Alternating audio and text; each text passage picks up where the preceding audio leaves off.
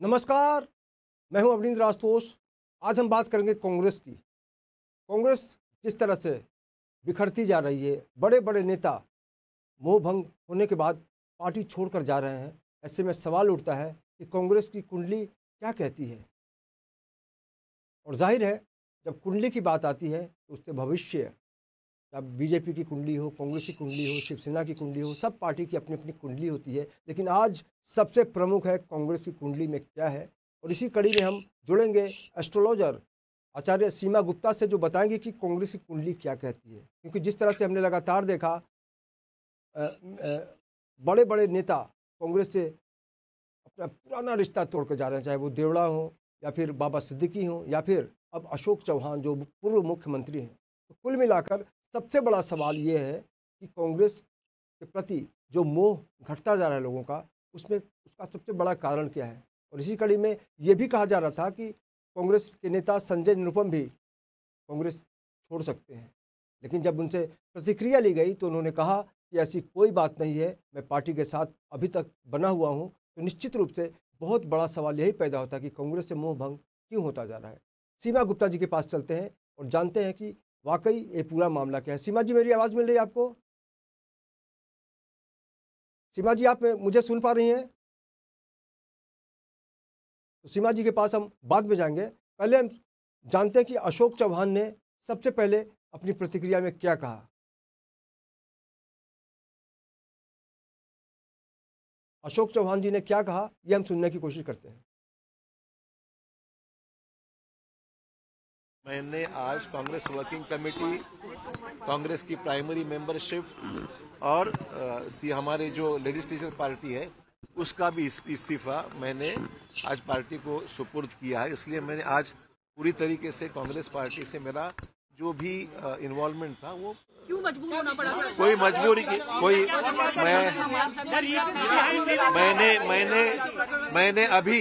मैंने अभी तक कोई भी पार्टी में शामिल होने का फैसला नहीं लिया है। मेरे सामने अभी 2 दिन बाकी है। 2 दिन के बाद मैं मेरी जो राजनीतिक भूमिका है वो स्पष्ट करूंगा। कहा जा रहा है 15 को आप शामिल होंगे बीजेपी में, जो अमित शाह होंगे। देखो, हर चीज की कोई वजह बताई नहीं जाती है और मैं कभी भी पार्टी के इंटरनल मैटर्स को चौराहे पे रखने वाला आदमी नहीं हूँ। जब तक था पार्टी का ईमानदारी से कल तक मैं प्रदेश कांग्रेस में मीटिंग में हाजिर था। मैंने पहले भी कह चुका हूँ कि महाराष्ट्र की कांग्रेस पार्टी में अंदरूनी बहुत कलह है और ये कलह इतना ज़्यादा है कि देवड़ा जी चले गए, बाबा सिद्दीकी चले गए, अशोक चौहान जी ने आज रेसिग्नेशन दे दिया है और ऐसे बहुत से नीचे कार्यकर्ता है। कल मैंने समीर गायकवाड़ करके उनके एक अच्छा जिला परिषद लेवल का कार्यकर्ता 3000 लोगों के साथ पार्टी प्रवेश हुआ। कल कांग्रेस पार्टी के लातूर से, नासिक से बड़े पार्टी प्रवेश है। कल एक हमारे राजेंद्र महाडोड़े, वो माड़ी समाज का हमारा नेतृत्व करते हैं महाराष्ट्र का, वो भी पार्टी प्रवेश करने वाले हैं।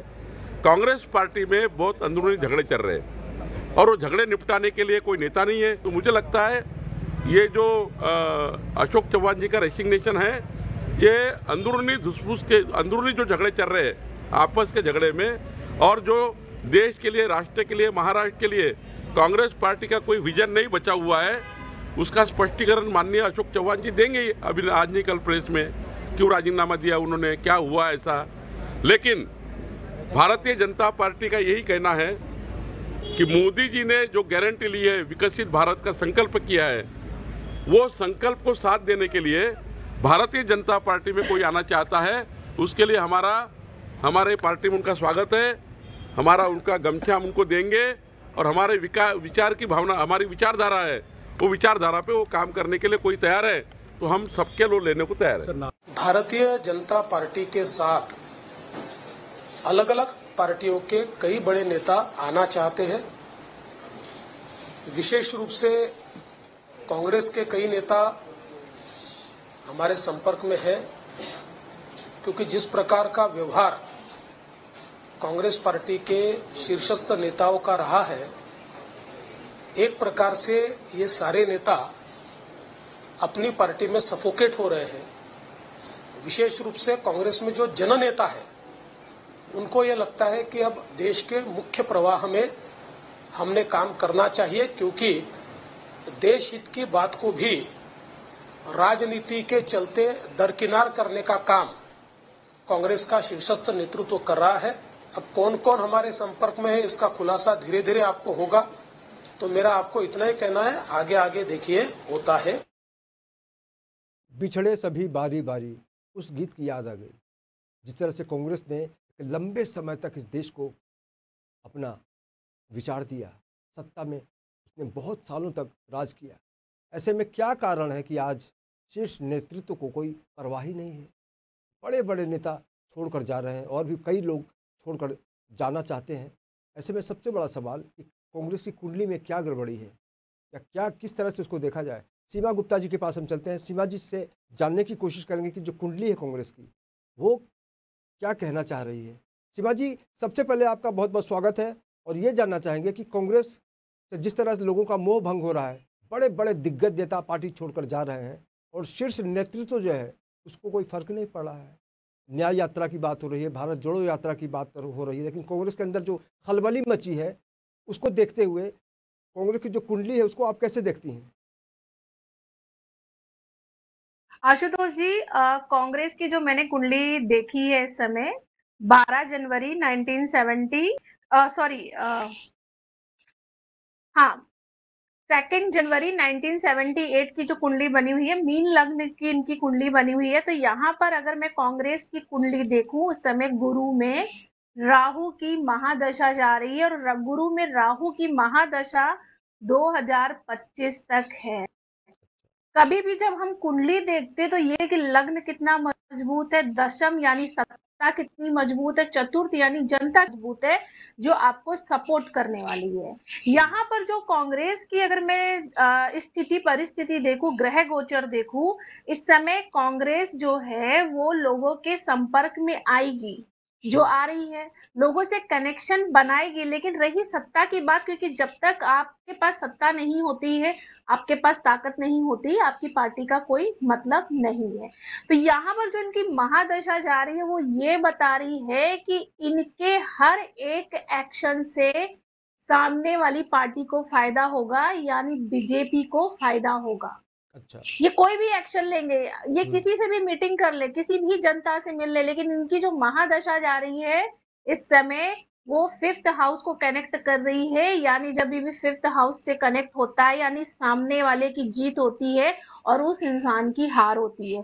तो यहाँ पर मैं जो देख पा रही हूँ ना, 2025 तक जो चीजें हैं, गुरु में जैसे राहु की महादशा अंतरदशा जा रही है, वो यही दिखा रही है कि बहुत सारे लोग जो है अपनी पार्टी को खुद रिजाइन करके जाने वाले, कोई निकालेगा नहीं उनको, रिजाइन करके जाने वाले हैं। और आगे भी आप देखेंगे कि 2025 तक बहुत सारे लोग छोड़कर जाएंगे। मतलब स्थिति अच्छी जाने नहीं वाले है हैं। जिस तरह कांग्रेस से की अभी इस समय। अगर हम बात करें, जो यहाँ पे राजनीतिक हलकों में बात हो रही है कि 6-7 विधायक भी ज्वाइन करने वाले हैं बीजेपी, तो निश्चित रूप से ऐसे में समझा जा सकता है कि कुंडली ही यस, कहीं ना कहीं से ये होगा, ये होगा, ये होगा, क्योंकि कांग्रेस की जो कुंडली है वो अच्छी नहीं है। आपके पास तो बीजेपी की भी कुंडली है सीमा जी, उसको कैसे देखती हैं आप? जी, देखिए बीजेपी की कुंडली तो मैं ऐसे देखूंगी कि सत्ता को चलाने वाला मजबूत कितना होता है, जिसे हम राजा कहते हैं। और इस समय माननीय श्री नरेंद्र मोदी जी हमारे राजा हैं, जो जनता का प्रतिनिधित्व कर रहे हैं, ठीक है। तो उनकी मैं कुंडली देखूं तो बहुत बहुत स्ट्रांग है इस समय। उनके जो एक तो वृश्चिक लग्न है, वृश्चिक राशि है, यानी व्यक्ति जो दिखेगा वही करने वाला है, जो उनकी पर्सनालिटी है वही करने वाले हैं। और इस समय जो उनकी महादशा जा रही है वो बहुत अच्छी जा रही है। इस समय अगर मैं देखूं तो मंगल में शनि की महादशा जा रही है और शनि इनके दशम में बैठे, मंगल लग्न में बैठे, जो बता रहे हैं इनकी जीत, इनकी पहुंच। और गुरु यहाँ पर चतुर्थ में बैठा हुआ, जो दिखा, क्योंकि शनि की दृष्टि भी जा रही है ना गुरु के ऊपर, तो यहाँ पे एक चीज ये दिखा रही है कि 2024 के चुनाव की जब भी बात होती है तब दोनों पार्टी दावा करती है, चाहे कांग्रेस हो या बीजेपी हो, लगातार यही कहती है कि हम प्रमुखता से आगे बढ़ेंगे। ऐसे में कांग्रेस का चांस तो इस कुंडली के सामने कम ही है ना? देखिए, हाँ, मेरा मानना यही है कि ये देश क्या है, ये जैसे हम रेस कोर्स में देखते हैं ना कि घोड़े दौड़ रहे हैं लेकिन घुड़सवार उसको काबू कर रहा है। जी इस समय हमारा जो देश है उसी तरह से, और काबू करने वाला कौन है? हमारे माननीय प्रधानमंत्री जी हैं। उनकी कुंडली बहुत स्ट्रांग है। जब भी सामने वाले की कुंडली स्ट्रांग होगी, सामने वाला व्यक्ति दब जाएगा। लग्न की महादशा चलती है तो सामने वाला, यानी जो भी सामने आपके विपरीत कोई भी व्यक्ति होने दो, एक्स जी वाई जेड कोई भी होने दो, वो खत्म हो जाता है। तो यहाँ पर इनकी जो चढ़ती हुई कुंडली है, चढ़ती हुई महादशा, वो यही बता रही है कि कांग्रेस मेहनत तो बहुत करेंगे लेकिन रिजल्ट जो है वो उनके विपक्ष पार्टी को ही मिलता रहेगा। तो वक्त बदल रहा है, देश की जनता भी अपनी सोच में बदलाव ला रही है और जाहिर है जब हिंदुस्तान में विकास की बात होती है तो युवा वर्ग हो, व्यापारी वर्ग हो, बड़े बड़े अलग अलग दल के लोग भी विचलित हो जाते हैं कि हम सत्ता में रहते हुए भी वो नहीं कर पाए जो हमारी इस सरकार ने कर दिया है। जाहिर है जिस तरह से अगर हम 500 इतिहास की बात करें, 500 साल तक मंदिर का इंतजार किया गया इस देश में, लेकिन उसको मूर्त रूप किसने दिया? मोदी सरकार ने। जिस तरह से गरीबों की जन धन योजना है या जो भी योजनाएं बीजेपी ने आम लोगों के लिए लागू किया, उस पर लगातार वो आगे बढ़ती रही है और यही कारण है कि आज 400 सीट की बात हो रही है बीजेपी द्वारा। सीमा जी, ऐसे में जो बाकी जो दल हैं उनकी जो कुंडली है उस पर भी हम आने वाले दिनों में चर्चा करेंगे, लेकिन आपको क्या लगता है कि आने वाले दिनों में कमज़ोर कड़ी में जिस तरह से कांग्रेस का रास्ता बढ़ता जा रहा है, बार बार लोग भाग रहे हैं छोड़ के, शेष इसमें जो शीर्ष नेतृत्व है उसकी भी सोच बहुत ज़्यादा असरदार नहीं दिख रही है। नहीं तो वो ज़रूर कोशिश करते कि भाई हम उन नेताओं को सुने, एक बार उनकी समस्या है उसको समझें, लेकिन ऐसा कुछ दिख नहीं रहा है। लेकिन आपने जिस तरह से कुंडली में जो भी बातें बताई है, चाहे कांग्रेस की हो चाहे बीजेपी की हो, प्रभावी कौन है? उसके लिए एक ही शब्द है, बीजेपी।